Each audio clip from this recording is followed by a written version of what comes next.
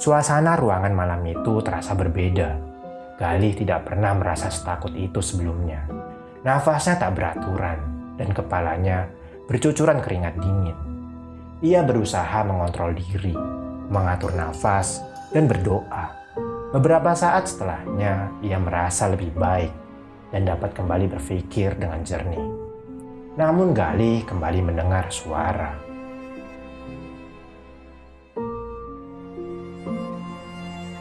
Galih, tolong saya.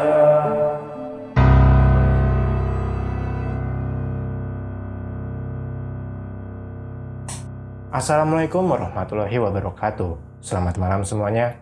Kembali lagi dengan saya Robi, host dari channel Sketsa Malam. Pada malam kali ini saya akan mengangkat kisah mistis dari akun Twitter milik Mas Galih. Bagi yang lebih suka membaca bisa langsung kunjungi akun Twitternya. Link saya taruh di deskripsi. Dan bagi yang suka versi diceritakan bisa simak video ini sampai habis. Sebelum itu jangan lupa like, komen, dan subscribe channel Sketsa Malam agar kita makin semangat dalam berkarya. Dan berikut adalah kisahnya.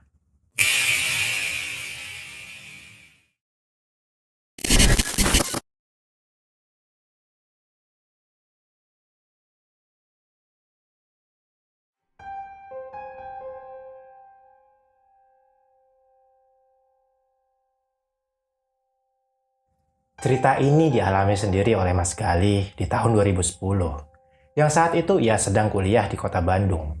Meski sudah 12 tahun yang lalu, namun ia masih mengingat jelas pengalaman horor yang ia alami hingga sekarang. Semua bermula saat Galih masih kuliah. Galih menyewa sebuah kamar kos di daerah Jatinangor. Sampai pada suatu ketika, teman kos Galih, sebut saja namanya Dika, yang tiba-tiba keluar dari kamar dengan wajah panik dan ketakutan.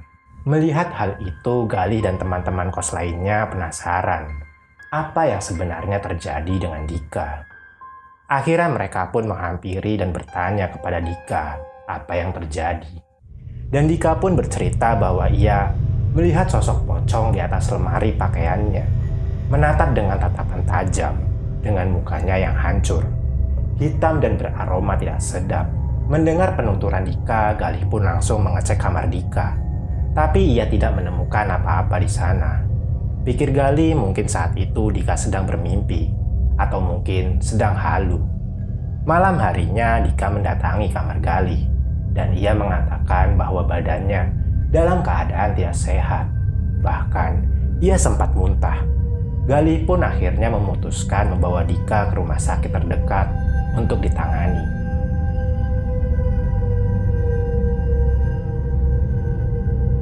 Rumah sakit ini terletak di Jalan Soekarno-Hatta, cukup besar, dengan gaya bangunan lama dan tempatnya cukup strategis. Membuat rumah sakit itu selalu ramai didatangi oleh pasien, baik itu untuk berobat jalan ataupun rawat inap. Jarak rumah sakit dari kos tidak terlalu jauh, hanya memakan waktu 15 menit. Waktu itu pukul 10 malam mereka tiba di rumah sakit. Galih langsung menghubungi bagian UGD agar Dika dapat segera ditindaklanjuti. Setelah Dika dapat penanganan, Dika merasa kalau keadaan rumah sakit di malam itu tampak berbeda sekali dibanding jika mereka datang pada siang hari.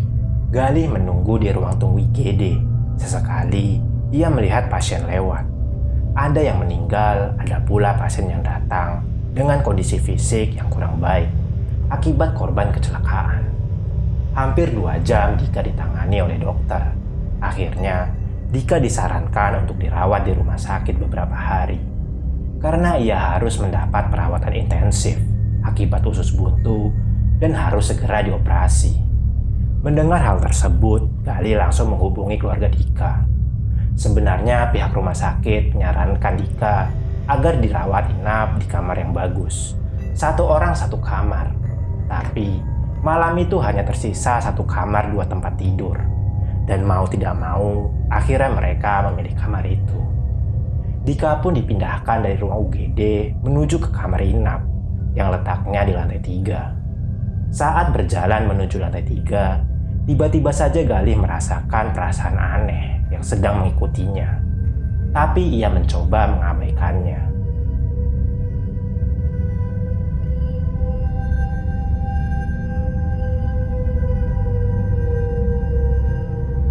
Sesampainya mereka di kamar inap, mereka berbagi kamar dengan orang lain. Gali melihat ada pasien yang sudah berumur, yang ditemani oleh 2 orang anaknya. Pasien itu nampak kecapean dan nafasnya tersengal-sengal karena sesak nafas. Gali pun membereskan perlengkapan Dika. Setelah selesai semua, ia pergi ke balkon kamar untuk menghirup udara segar. Salah satu anak kakek itu menghampiri Gali ke balkon dan menawarkan sebatang rokok. "Bang, kali mau ngerokok?" Karena Gali tidak merokok, ia pun menolaknya. Anak kakek itu sebut saja Kang Dadan. Ia lebih tua dari Gali beberapa tahun. Akhirnya mereka pun terlibat obrolan yang cukup asik. Dan Gali pun bertanya sudah berapa lama ia di rumah sakit itu. Menurut Kang Dadan, ia sudah hampir 2 minggu menemani ayahnya di rumah sakit itu. Secara medis kakek itu tidak sakit, tapi bila dilihat langsung, ia seperti orang yang sesak nafas. Dokter dan Kang Dadan pun tidak memahami kondisi kakek. Sesekali Gali melihat ke arah Kang Dadan. Wajahnya tampak pucat, dengan lingkar hitam di matanya. Gali pikir mungkin Kang Dadan kurang tidur karena menjaga ayahnya. "Bang, hati-hati kalau di sini. Jangan tidur kemalaman." Ucapan Kang Dadan nampak sedikit aneh. Gali pun tidak memperdulikan perkataan Kang Dadan, karena ia pikir Kang Dadan sedang menakut-nakutinya. Sudah tengah malam, namun Gali masih terjaga di balkon. Sesekali ia memperhatikan keadaan luar rumah sakit yang gelap, sepi dan terdengar suara burung di malam hari. Gali pun memutuskan kembali ke kamar.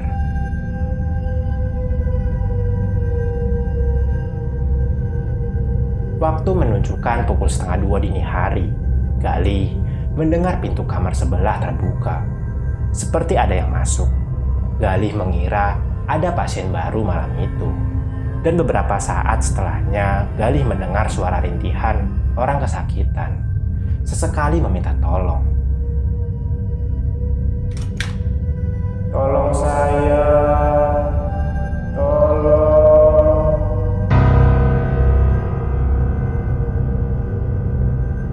Beberapa kali suara minta tolong terdengar. Gali yang penasaran pun memberanikan diri untuk melihat ke kamar sebelah. Lorong rumah sakit malam itu sepi. Tidak ada aktivitas apapun. Gali hanya melihat satu kursi roda di samping pintu kamar. Gali melangkahkan kakinya secara perlahan sampai di depan pintu kamar sebelah. Gali mencoba melihat dari kaca kecil yang ada di pintu. Ternyata di sana ada satu orang pasien yang sedang ditemani oleh seseorang. Tapi ada yang berbeda. Orang yang menemaninya itu berambut panjang sebahu, tidak rapi dan seperti memakai daster berwarna putih. Setelah melihat sebentar di kamar sebelah, Gali pun memutuskan kembali ke kamar Dika. Tapi saat ia berbalik badan dan melihat ke arah kursi roda yang awalnya ada di samping pintu kamar, saat itu kursinya berpindah maju beberapa meter dari posisi awal. Gali mulai panik karena saat ia melihat ke arah kamar sebelah, ia tidak mendengar suara kursi roda bergerak sama sekali. Ia pun bergegas masuk ke kamar Dika dan melewati tempat tidur kakek. Tapi saat Gali melewati tempat tidur kakek, ia tidak melihat siapa-siapa di sana. "Loh, kok bisa kosong? Kakek dan kedua anaknya kemana?" Gali mengira mungkin mereka sedang dipindahkan ke ruang ICU saat ia sedang cek kamar sebelah tadi. Karena kondisi si kakek sedikit mengkhawatirkan. Gali pun tidak terlalu memikirkannya dan mencoba memejamkan matanya dan tertidur.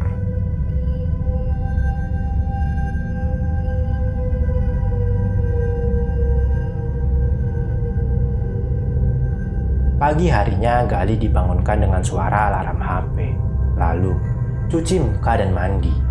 Keadaan Dika pagi itu terlihat sedikit lebih membaik dan sudah bisa diajak mengobrol. Di tengah-tengah obrolan, Dika memutuskan untuk ke kantin sembari sarapan. Dan saat melihat keranjang si kakek, ia tidak melihat siapa-siapa di sana. Di situ Gali berpikir mungkin si kakek dan kedua anaknya masih di ruang ICU.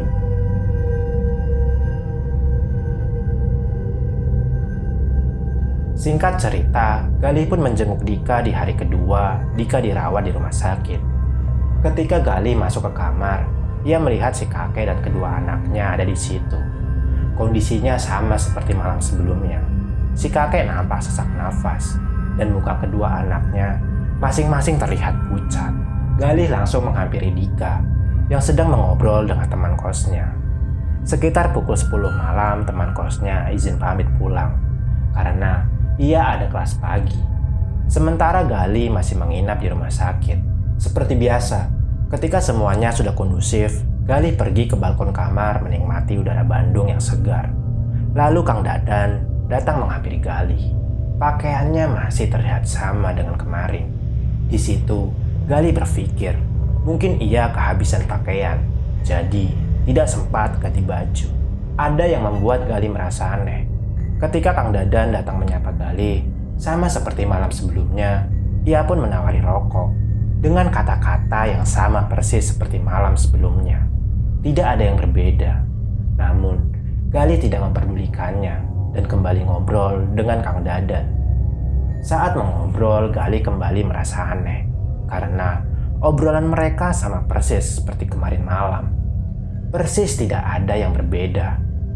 Galih sempat berpikir, apa mungkin saat itu ia sedang halu atau kehilangan fokus? Dan Kang Dadan pun pamit kembali ke kamar dengan bahasa yang sama. Jangan tidur terlalu malam di sini. Entah sebuah kebetulan atau gimana, Galih kembali tidak memperdulikan hal itu dan mencoba tidak terpengaruh dengan keadaan.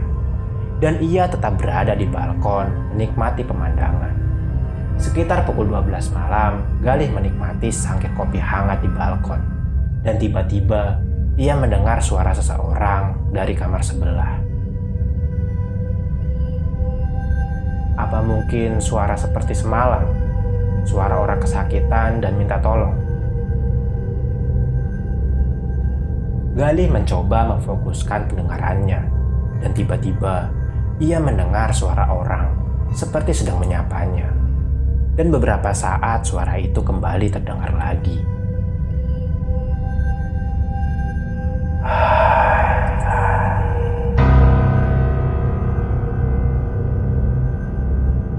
Galih pun memberanikan diri untuk mendekat ke arah balkon kamar sebelah. Dengan rasa cemas, perlahan ia melangkah mendekati balkon kamar sebelah yang berjarak sekitar 2 meter.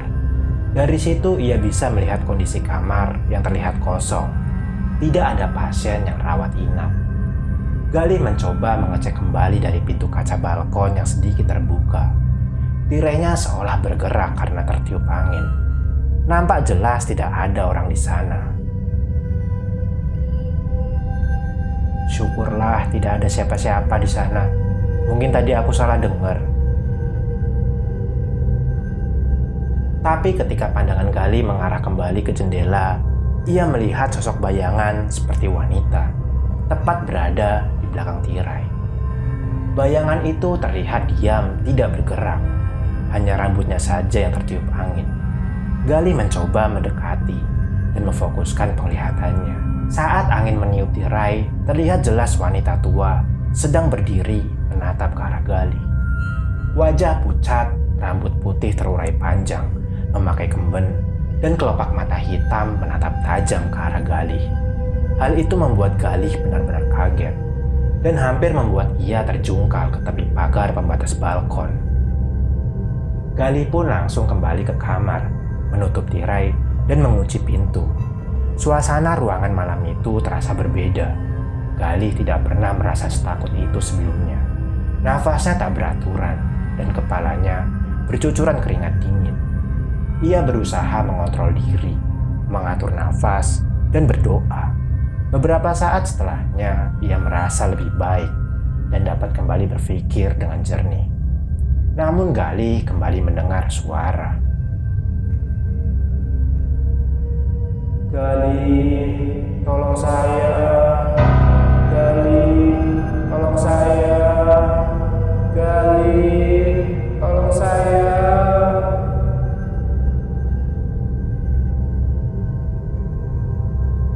Suara itu terdengar 3 kali berturut-turut memanggil namanya. Yang menjadi pertanyaannya Galih, dari mana dia tahu namanya? Dan sebenarnya dia itu siapa? Saat itu juga ia lari keluar dari kamar, menjauh sejauh-jauhnya. Galih memutuskan untuk tidak tidur dan mendekati tempat yang ramai, yaitu resepsionis. Perawat jaga melihat Galih dengan tatapan yang aneh. Namun, Galih tidak berkata banyak. Galih memperhatikan keadaan sekitar. Tempat perawat jaga berada di pojok lorong rumah sakit, dekat dengan lift. Dan kamar Dika berada di lorong sebelah kanan. Jaraknya sekitar 20 meter. Saat itu Galih sudah merasa aman. Namun, pandangannya tetap tutup. Tempat perawat jaga berada di pojok lorong rumah sakit, dekat dengan lift. Dan kamar Dika berada di lorong sebelah kanan. Jaraknya sekitar 20 meter. Saat itu Galih sudah merasa aman, namun pandangannya tetap tertuju ke arah kanan, ke arah kamar sebelah, tempat ia melihat sosok nenek tua. Galih pun tertidur di ruang tunggu, tapi tiba-tiba ia terbangun karena mendengar suara pintu lift terbuka. Di situ Galih berpikir jika ada yang keluar dari lift, tapi saat itu tidak ada yang keluar dari dalam lift. Lift pun kembali tertutup. Dan beberapa saat setelahnya, terdengar kembali suara lift terbuka. Namun tetap tidak ada yang keluar dari dalam lift. Galih bertanya-tanya sekaligus merasa aneh.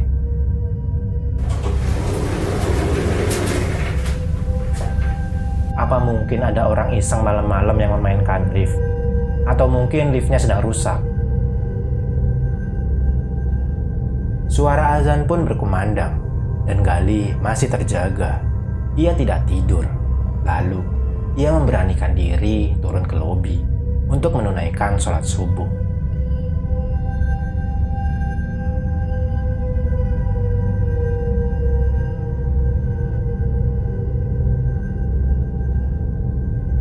Di hari ketiga, Galih memutuskan untuk istirahat sejenak di kos dan tidak pergi ke rumah sakit.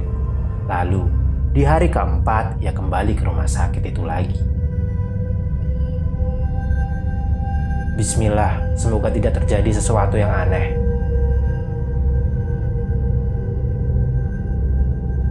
Selepas maghrib, Galih pun sampai di rumah sakit. Ia langsung menghampiri suster yang berjaga untuk menanyakan perkembangan keadaan Dika. Lalu ia pergi ke kamar Dika. Malam itu kakek dan kedua anaknya masih terlihat sama. Muka pucat, nafas tersendat, dan masih mengenakan pakaian yang sama. Dik, gimana keadaan lo sekarang? Tadi nyokap lo nelfon gue, transfer buat kebutuhan lo. Jauh lebih baik, Leh. Thank you ya. Galih berniat ingin menanyakan jumlah tagihan rumah sakit yang harus dibayar. Kang Dadan, gimana itu si kakek? Udah sehat? Namun di situ Kang Dadan tidak menjawab pertanyaan Galih. Ia hanya menunduk dengan wajah yang selalu pucat. Galih menutup pintu dan berjalan menuju tempat suster jaga. Di situ Galih dan beberapa suster mengobrol santai. Galih menutup pintu dan berjalan menuju tempat suster jaga. Di situ Galih dan beberapa suster sedang mengobrol santai, hingga ia menceritakan kejadian aneh yang dialaminya selama berada di rumah sakit itu. Mbak Nawang yang merupakan perawat senior terlihat serius mendengarkan cerita Galih dari hari pertama ia menjaga Dika sampai malam itu. Mbak, di sini tuh serem ya?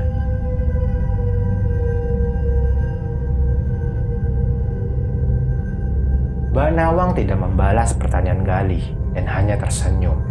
Lalu, Galih menanyakan si kakek sebenarnya sakit apa dan sudah berapa lama ia di situ. Mbak Nawang memberitahu kalau si kakek itu sakit paru-paru, jadi ia terlihat selalu sesak.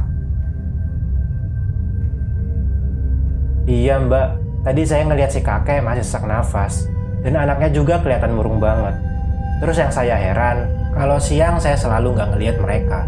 Pindah ke ruang ICU ya. Lagi-lagi Mbak Nawang hanya diam, tidak menjawab pertanyaan Gali. Saat itu Gali melihat perawat lain berbisik, seperti sedang mengatakan sesuatu atas ceritanya tadi. Mas yakin ngelihat si kakek dan kedua anaknya ada di kamar? Iya mbak, barusan saya kan ke kamar dan ngelihat mereka ada kok. Di situ Mbak Nawang masih terdiam dan tidak berkata apapun. Mas, sini saya kasih tahu, tapi jangan kaget ya. Iya mbak, emang ada apa ya? Dan akhirnya Mbak Nawang pun membuka suaranya. Mas, kakek yang Mas Gali lihat sebenarnya sudah meninggal 2 hari sebelum Mas Gali kesini. Hah? Gimana? Udah meninggal? Gimana bisa sudah meninggal? Setiap malam aku ngeliat mereka ada kok di kamar. Dan tadi pun sebelum saya kesini mereka masih ada. Mbak Nawang jangan bercanda ya. Gak mungkin mbak. Barusan saya sebelum kesini ke kamar dulu. Dan mereka ada di sana. Mereka selalu terlihat pucat. Tapi apa benar sudah meninggal? Dan kemudian Mbak Nawang memberikan bukti administrasi si kakek yang sudah meninggal beberapa hari yang lalu. Mas, setelah kakek itu meninggal karena penyakit paru-paru, beberapa saat setelahnya kedua anak kakek bunuh diri. Mereka loncat dari atas balkon. Bunuh diri? Loncat dari balkon? Kang Dadan yang setiap malam aku ajak ngobrol itu siapa? Setan. Setelah mendengar cerita Mbak Nawang, Gali pun merasa takut dan bingung. Mbak, di kamar sebelah tiap malam aku juga sering mendengar suara aneh. Malah ngelihat nenek-nenek. Serem banget mukanya. Ada di belakang tirai. Mas Gali yakin? Di kamar sebelah itu nggak ada pasien, Mas. Kosong beberapa bulan yang lalu. Memang ada pasien yang dirawat di situ, lalu meninggal. Selama sakit dijagain oleh ibunya yang sudah sepuh. Ketika anaknya meninggal, ibu itu langsung drop dan dirawat juga di kamar itu. Dan kemudian meninggal juga, Mas. Malam itu juga Galih meminta kepada pihak rumah sakit untuk pindah kamar. Dan Mbak Nawang membantu untuk mencarikannya. Dan akhirnya Galih mendapatkan satu kamar kosong di lantai 2. Di situ Galih membereskan perlengkapan dan memberitahu kepada Dika bahwa mereka akan pindah kamar. Saat Galih membereskan perlengkapan di kamar itu, ia tidak melihat orang lain selain dia dan Dika. Kakek dan kedua anaknya tidak terlihat di ranjangnya.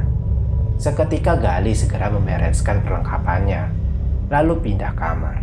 Ketika mereka sudah membereskan perlengkapannya, mereka pun berjalan keluar kamar. Dan ketika Galih ingin menutup pintu kamar itu, dia melihat dari dalam jendela, Kang Dadan tengah tersenyum ke arah mereka. Tersenyum dengan wajah pucat dan lingkar mata yang hitam. Galih pun langsung meninggalkan kamar itu dan menuju lantai 2.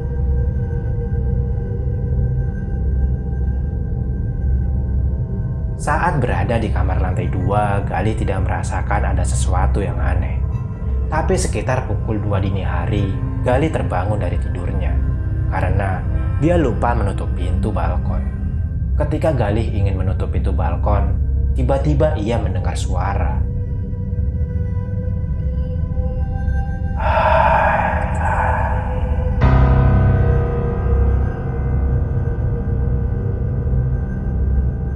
Suara itu berasal dari luar balkon. Seketika, Galih menutup tirai dan mengunci pintu balkon.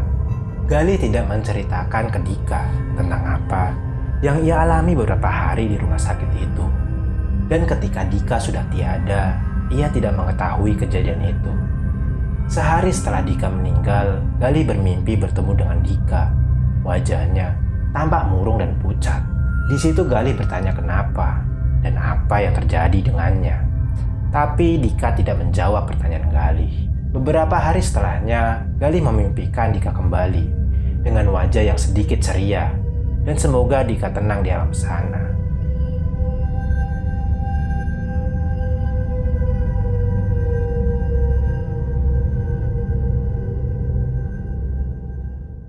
Ya, Itu tadi adalah kisah mistis yang dialami oleh Gali saat berada di salah satu rumah sakit di kota Bandung. Ambil pembelajaran dari kisah Gali ini, dan terima kasih yang telah mendengarkan kisah ini sampai habis. Jangan lupa like, komen, dan subscribe channel Sketsa Malam, agar kita makin semangat dalam membawakan kisah-kisah horor selanjutnya. Saya Robi, Sketsa Malam, undur diri.